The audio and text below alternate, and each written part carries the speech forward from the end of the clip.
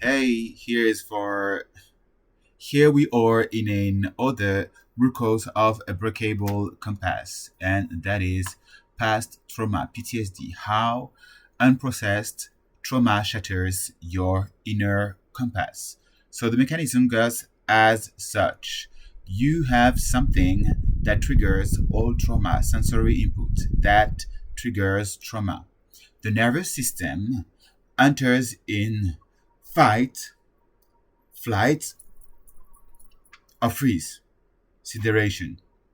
So, play dead. Then the brain narrows the focus on survival to survival only. It's like you don't think about anything that escaping the threat, and your higher values like integrity or compassion go offline. It's like values out. I just need to survive now. It's like I need to kill them.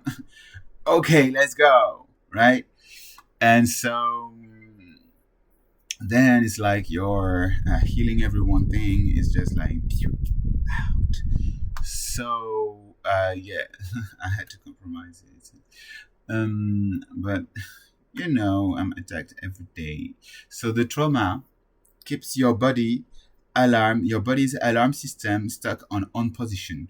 So you get like super stressed, adrenaline is up, and you can only see the threat, and for you it's threatening, and so you have to deal with the threat. And so your values, which is a sophisticated a prefrontal cortex thing, it's like temporarily inaccessible.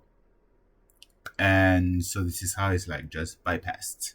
So if you don't have strong habits anchored in your habits, anchored in your values, then it's a bit harder to fight it.